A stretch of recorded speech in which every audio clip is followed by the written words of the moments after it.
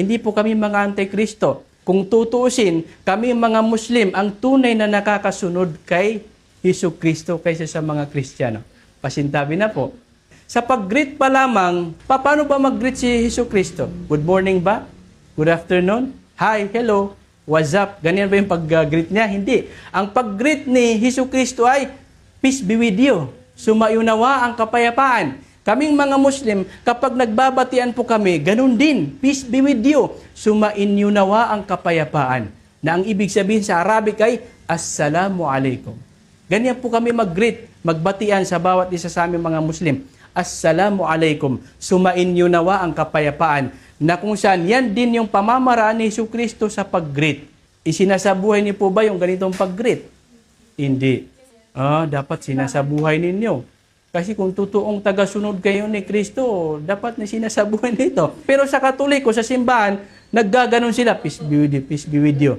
Hindi naman sa simbahan lang yung turo ni Hesus Kristo na magbatian ng ganon. Sa simbahan man o labas ng simbahan, ay dapat ganon yung pagbabatian. Kami pong mga Muslim, kahit na gaano pa mag-improve yung teknolohiya sa mundong ito, mga makamundong bagay, ay hindi po kami humihiwalay sa turo ng mga propeta.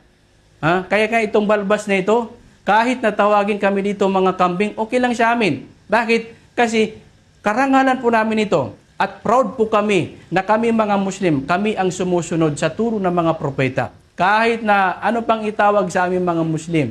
Ang mga kababaihan sa amin, tingnan niyo po kung paano sila manood. Si Virgin Mary, kung mayroon akong ipapakita sa iyo na picture, naka-miniskirt, sasabihin ko sa iyo, ito si Virgin Mary. Maniniwala kayo? Naka-miniskirt. Naka-spaghetti. Maniniwala kayo?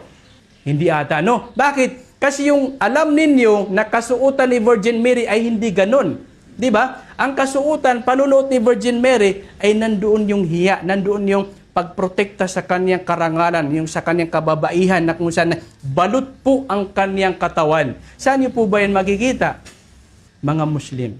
Di ba? Mahal na mahal niyo talaga si Hesus Kristo, hindi po ba? Ganon din po kami mga Muslim. Mahal na mahal din po namin si Hesus Kristo. Lahat tayo, Kristiyano at Muslim, nagka-claim na nagmamahal kay Hesus Kristo. Pero yung kaparaanan kung papaano natin minamahal si Hesus Kristo, doon tayo nagkakatalo. Doon tayo nagkakaiba. Kasi sa inyo, yung paraan, alam ninyo yung paraan na pagmamahal kay Hesus Kristo ay pagsamba sa Kanya, hindi po ba? Ito ay bukang bibig ng mga taong may alam sa Biblia. John 14:6, I am the way, the truth, and the life. So inuunawa nila yan ng pagsamba. Hindi po pagsambang ibig sabihin nun. Bagkus ang ibig sabihin,